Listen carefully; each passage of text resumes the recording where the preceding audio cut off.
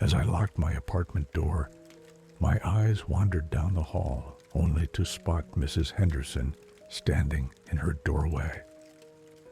Her reflection mimicked my movements, and we were caught in an odd, quiet dance. The dimming sunlight filtered through the dusty window, casting a sickly yellow glow on Mrs. Henderson's face. Her face, now deeply lined with worry, overshadowed her usual warm smile, which I had never noticed before. Her eyes, usually crinkled with laughter, looked swollen and rimmed in red, resembling overstuffed suitcases hanging beneath her heavy gaze. For 4 years, Mrs. Henderson had been a consistent presence in our worn-down building, as dependable as the morning sun. Every morning, she would burst out of her door like a ray of sunshine, dressed in a kaleidoscope of floral prints, full of vibrant energy, and her voice was a happy chirp that could outdo any robin. But today, the woman who stood before me seemed like a mere shadow of the lively soul I had come to know. Her clothing, once a vivid tapestry of sunflowers and roses on turquoise canvas, now draped listlessly upon her emaciated figure. Her footsteps, which had once echoed with a rhythmic clack on the polished tiles, now shuffled with a weariness that sent a chill down my spine. A sense of unease began to gnaw at my stomach, and the familiarity of her presence was replaced by an unsettling discomfort. As I was making my way down the stairs toward my car, her voice suddenly grabbed my attention. There was a distinct tremor in her voice that had gone unnoticed before. "Excuse me?" she said, her voice sounding like a strained whisper that was struggling to escape from her dry throat. Irritated at my failed attempt to escape, I couldn't hide the impatience that colored my tone. "Yes," I responded, forcing a smile that felt as artificial as it undoubtedly looked. Her voice dropped to a hushed whisper, a hint of strangeness seeping into her words. "This may seem strange, but have you heard any unusual sounds lately?" My mind raced, sifting through memories in search of any inexplicable noises, yet only the customary symphony of city life came to mind. The blaring car horns, the far-off wails of sirens, and the rhythmic moan of the aging building as it settled. "What kind of sounds?" I asked, my caution evident in the slow precision of my words.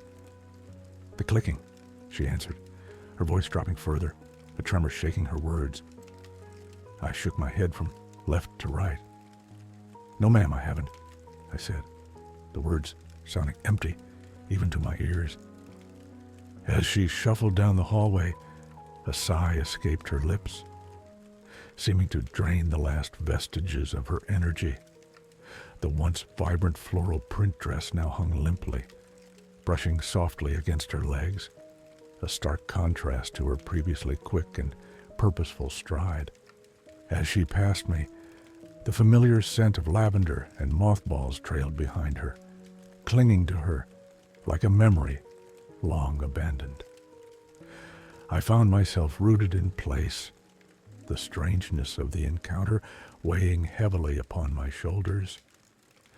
It was a weird way to begin the day, a thought that bounced aimlessly off the cold silence of the hallway.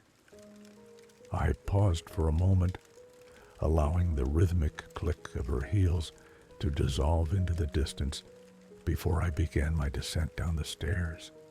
Outside, the cars inched along the congested streets, their sluggish pace a reflection of my muddled thoughts. Mrs. Henderson's question about the clicking reverberated within my mind, a jarring disruption amongst the familiar cacophony of blaring horns and rumbling engines. Could the insistent dripping, imitating a clicking sound, be coming from a broken pipe? or maybe a rodent, its minuscule claws tapping against the building's hidden recesses. The demands of work provided a much-needed respite from the unsettling question that plagued me. Emails flooded my inbox. Deadlines demanded my attention, and the everyday minutiae swiftly relegated Mrs. Henderson's concern to the recesses of my thoughts. Time slipped by. In a haze of meetings, reports, and hastily consumed lunches, the question about the clicking, once an ominous mystery, became a distant memory, relegated to the forgotten corners of my mind, where it gathered dust alongside other peculiarities of my life. As days stretched into weeks, the rhythmic tap of keyboards and the whir of office machinery eclipsed the haunting echoes of the clicking. Yet, as much as I tried to immerse myself in the daily grind, there were moments when the memory of Mrs. Henderson's worry would resurface, a nagging reminder of the unanswered question that lingered in the shadows. The late shift invariably cloaked me in an otherworldly sensation, akin to a nocturnal creature emerging into the blinding light of day. Fatigue enveloped me like a suffocating shroud as I hauled my weary body up the all-too-familiar stairs. Midway through my ascent, a flicker of movement across the hall seized my attention. Framed within Mrs. Henderson's doorway stood a young couple, their presence a jarring contrast to the familiar sight of her floral prints. The doorway stood open, exposing a team of burly men grappling with large pieces of furniture in the now vacant apartment. With leaden legs, I finally reached my doorway, heaving a heavy sigh as I fumbled for my keys. Casting a final glance across the hall, my breath caught in my throat. Mrs. Henderson's apartment now stood stripped bare, its once cozy confines completely empty. The mismatched floral furniture and the overflowing bookcases that had painted a vivid picture of her well-lived life were gone. In their place, a crew of movers wrestled with sleek, modern pieces, their sterile plastic wrapping gleaming under the unforgiving glare of the overhead light. The stark absence hit me with a force that sliced through my exhaustion. No farewell note, no boxes stacked in the hallway, not even the customary hum of activity that preceded a move. It felt as if Mrs. Henderson had been erased, as if her existence had been wiped clean off the face of the earth. In the intricate web of an apartment building, a cacophony of sounds, the groan of overburdened trolleys, the dull thuds of boxes descending the stairs, typically announced when someone was moving out. Yet, in the case of Mrs. Henderson, there had been no such sounds. She simply vanished, as insubstantial as a wisp of smoke, leaving behind a disquieting silence and a nagging sense of unease. As I entered my apartment, I took off my uniform, peeling away the day's exhaustion like a layer of worn skin. An impenetrable fog of fatigue loomed over me, calling me towards the oblivion of sleep. Yet, the thought of Mrs. Henderson's sudden decision to move out of the apartment hovered at the periphery of my consciousness, a nagging reminder of the unanswered question about the clicking. Despite the intrigue, the irresistible lure of slumber proved too strong to resist, and I succumbed to its pull. Waking up, the hands of the clock ticked onward, heralding towards 8 p.m. with an insistent growl from my empty stomach. A groan, mimicking the weary protest of the building's aging pipes, escaped my lips as I forced myself into the kitchen. The comforting scent of coffee filled the air as I grappled with the kettle, a modest dinner serving as the sole barrier between me and utter exhaustion. Settling onto the worn couch, I flicked on the TV, the flickering images a poor substitute for human connection. I reached for the remote, adjusting the volume with a twinge of self-consciousness, aware of the unfamiliar occupants across the hall. Just as a semblance of normalcy settled over the evening, an unexpected sound pierced the quiet, shattering the illusion of peace. It was a clicking sound, rhythmic and insistent, emanating from somewhere. The soft light of the television bathed the room in an orange hue, providing little solace in the face of the unsettling silence that had supplanted the earlier clicking. I pressed the mute button on the remote, focusing my hearing to recapture the sound. Had it been my imagination? As abruptly as it had begun, the clicking stopped. My thoughts churned, grasping for a logical explanation. Maybe, as I had hypothesized with Mrs. Henderson, it was merely a rogue pipe or an industrious rodent. The silence, however, lingered, a tangible presence that refused to dissipate. It was as if the clicking had been a harbinger of an unresolved mystery, a thread of unease that remained woven into the very fabric of the apartment building. With a groan, I heaved myself off the couch and trudged back to the kitchen. Weariness weighed upon me like a physical entity, a heavy mantle shrouding my shoulders. Turning on the faucet, I began scrubbing the dishes, the rhythmic swishing of an inadequate effort to quell the unease resonating within me. A sigh, laden with weariness, punctuated the air as I finished the dishes and meandered back to my bedroom. Sleep, once a sanctuary I craved, now loomed like an onerous task, devoid of its usual rejuvenating allure. The mundanity of the task, combined with the inexplicable clicking that had pervaded the apartment, coalesced into a palpable sense of disillusionment. The world seemed to have shifted ever so slightly on its axis, leaving me adrift in a sea of unease and restlessness. I burrowed my face into my pillow, desperate for the escape of sleep. It didn't come easy, but eventually my heavy eyelids gave in. However, sleep was restless that night. Something yanked me awake into the pitch-black room. Blinking at the harsh green glow of my bedside clock, it read 2:55 a.m. I listened, but all I could hear was a suffocating silence. Then it started, that soft clicking noise. It seemed to be coming from outside of my bedroom window, making my skin crawl. The sound was like nothing I'd heard before, a weird tapping that echoed through the night. My heart raced, and a sense of dread settled in my gut. This clicking didn't make sense for a rodent, especially one outside. It had a rhythm, like some kind of code, cutting through the usual city sounds. Was it just the wind rustling the tree branches? Despite the fear, I had to know. I dragged myself out of bed, my body heavy. I reached the window and slowly pulled back the curtain, revealing a slice of moonlight that sliced through the dark room. The street below was empty and quiet, offering no clues.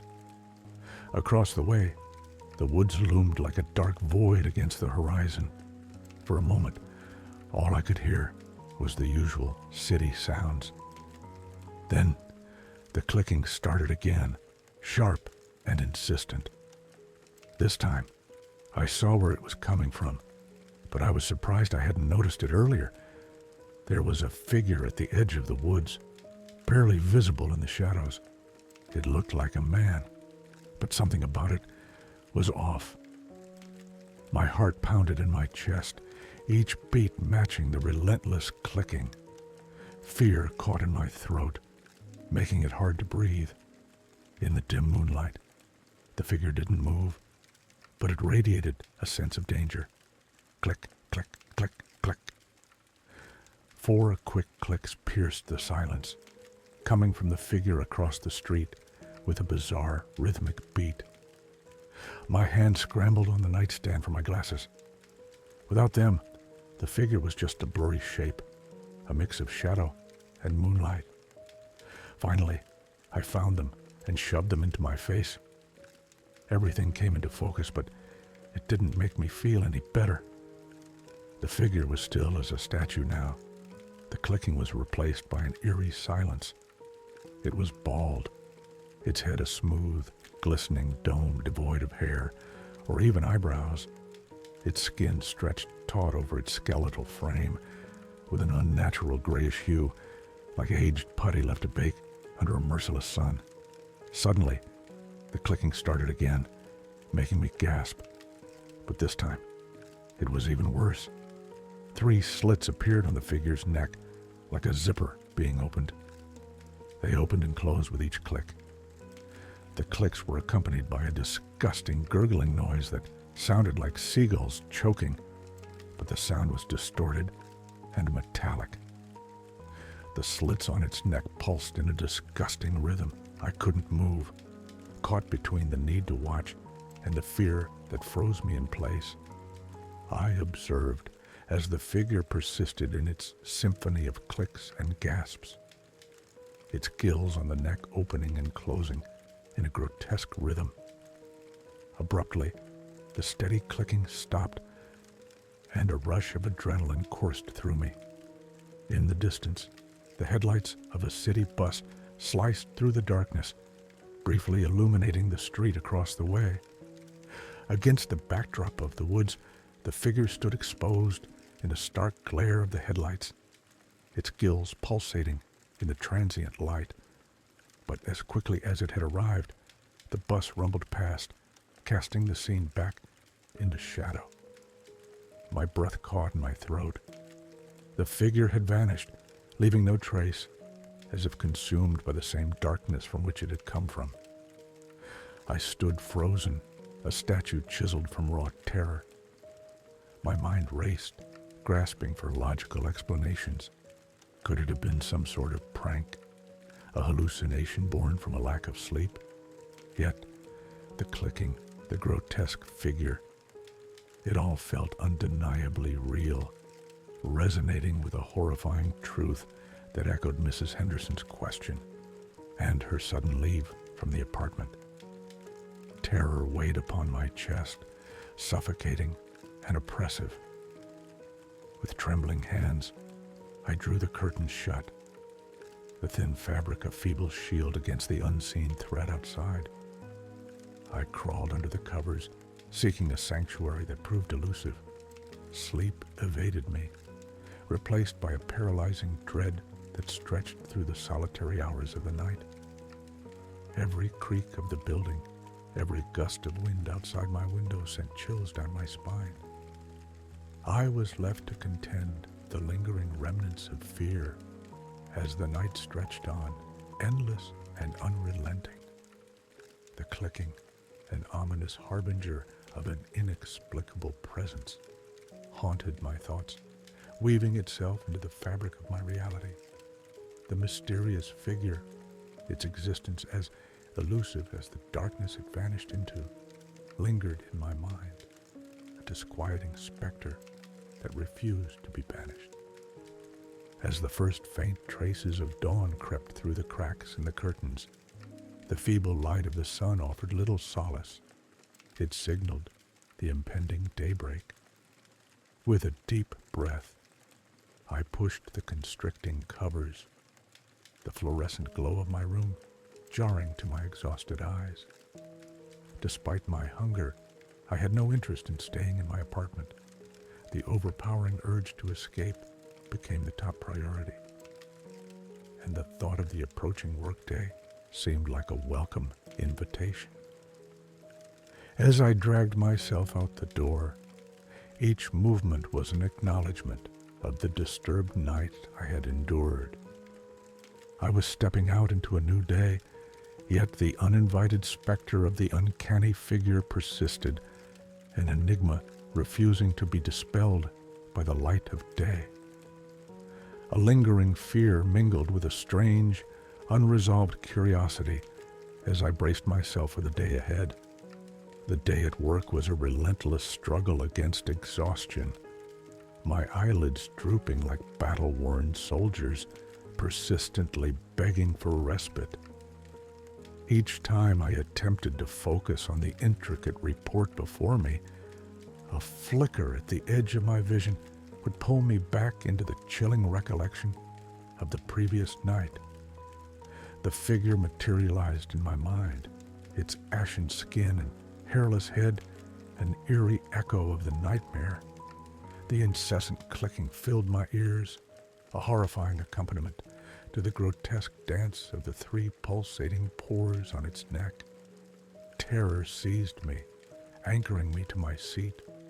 A scream rose in my throat, yet before it could escape, another voice punctured the fog of fear, my boss's, sharp with concern. I blinked rapidly, striving to banish the hallucination. There was no monster, only my boss, his hand resting on my shoulder, his face etched with worry. "Are you all right?" he asked, his voice softened with concern. My voice emerged hoarse and unsteady.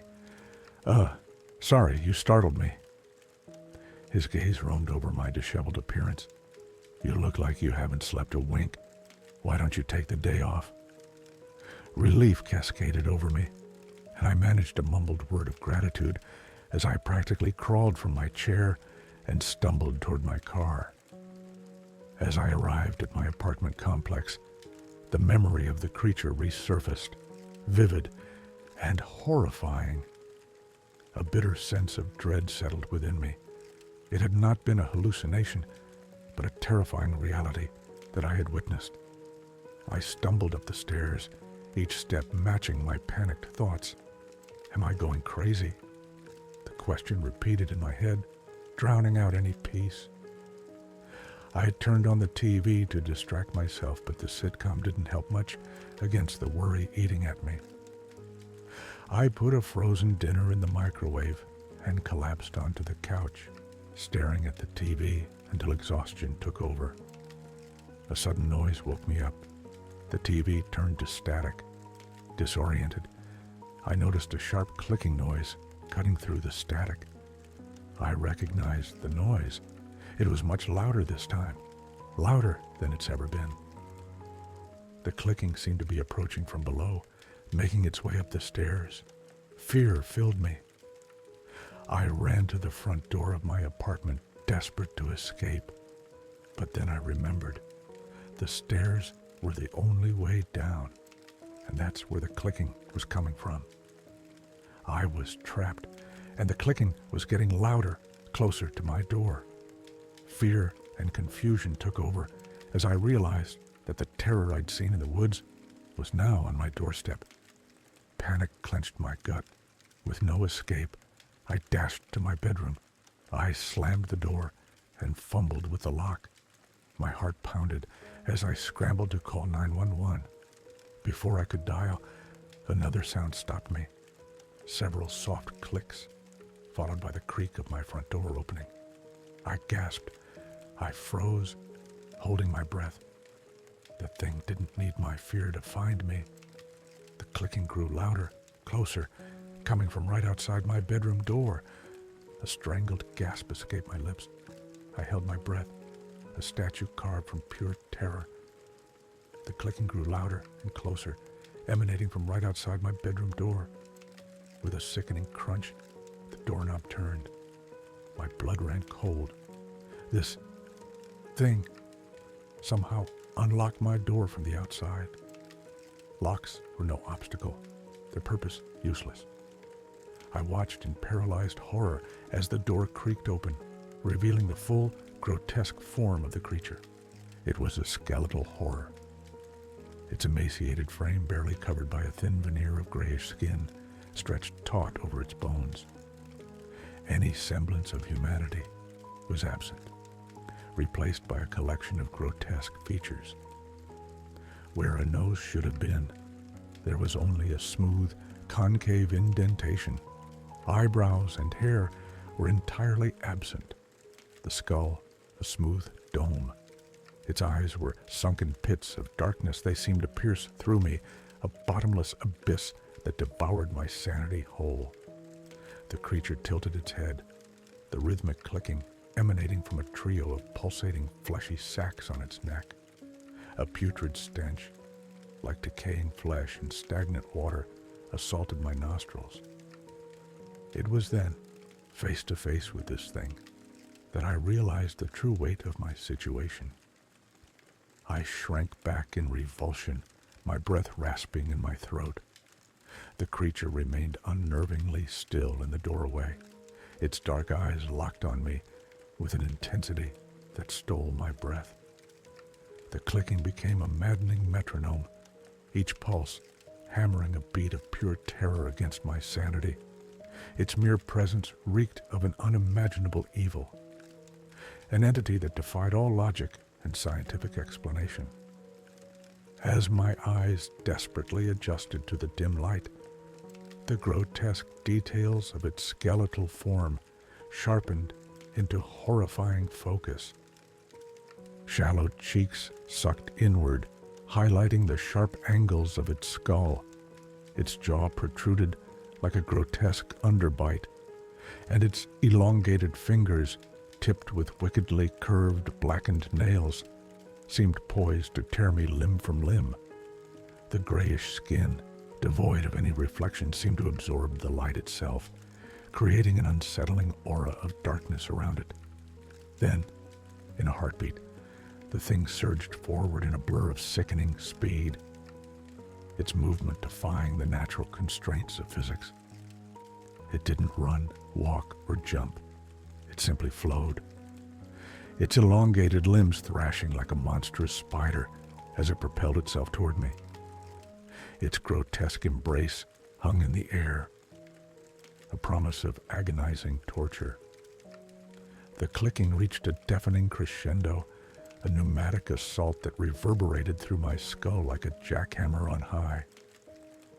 My vision blurred, the frantic dance of shadows morphing into a maddening kaleidoscope.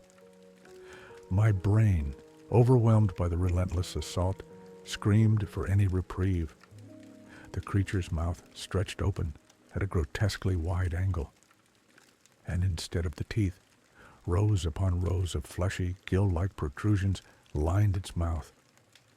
Vibrating in synchronization with the clicking, saliva thick and viscous dripped from the thing's mouth, glistening obscenely in the dim light as it loomed ever closer. Click, click, click, click, click. I squeezed my eyes shut, cupping my hands over my ears in a futile attempt to silence the relentless assault, but the clicks persisted, a relentless drumbeat echoing in the cavernous emptiness of my mind, their volume seemingly amplified by the desperate pressure of my palms. Disoriented and weak, I opened my eyes to find my vision blurred beyond recognition. My body, a leaden weight, refused to obey my frantic commands. My knees buckled, betraying me with a sickening snap. I crumpled to the floor, the hardwood greeting my face with a bone-jarring impact. Through the haze of pain and disorientation, the last image that seared itself into my brain was the grotesque visage of the creature, those pulsating, otherworldly gills, and the horrifying, deafening clicks. Darkness, thick and suffocating, descended, swallowing me whole. I floated in a void that seemed to last forever, yet felt like it happened in an instant. My consciousness, a flickering ember threatened by a relentless wind, teetered on the precipice of oblivion. The cacophony of clicks lingered faintly in the recesses of my mind, a nightmarish echo from a world teetering on the brink of madness. When I finally clawed my way back from unconsciousness, my sensations returned in a sluggish wave. A dull throb resonated through my skull, a relentless drumbeat against the backdrop of a crushing silence. The taste of metallic blood mingled with dust on my tongue, a testament to my brutal impact with the floor. My eyelids fluttered open, vision blurring as I tried to focus on the room around me. It was empty. The creature was nowhere in sight. The unnatural quiet was broken only by the ragged rasp of my breathing, a stark counterpoint to the symphony of terror that had just unfolded. As I frantically scanned the room, relief warred with confusion in a chaotic dance. The creature was gone, vanished without a trace. The only evidence of its horrifying visit was my still opened bedroom door. Glancing at the nightstand clock, I saw the digital display mockingly blink 7:35 a.m. My body ached with a dull throb, and a hot tear escaped, tracing a salty path down my cheek. Slowly I pushed myself to my feet. Unsteady steps carried me out of the bedroom and into the living room, the remnants of the nightmare clinging to me like cobwebs. Emerging into the hallway, I nearly collided with my new neighbors, a young couple who had just moved in across the hall. They were exiting their apartment, both impeccably dressed and radiating the glow of morning people. "Whoa, buddy," the boyfriend said, his voice laced with concern. "You look like you haven't slept in a week. Everything all right?" I opened my mouth to speak, but a wave of weakness washed over me, stealing my voice. Finally, I managed a raspy stammer. "Have you guys heard any strange noises around here lately?" The girlfriend, impeccably manicured nails tapping a rhythm against her purse, raised an eyebrow. "Strange noises? Like what?" she inquired, a hint of amusement dancing in her eyes. Taking a deep breath, I forced the words out, my voice barely above a whisper. "The clicking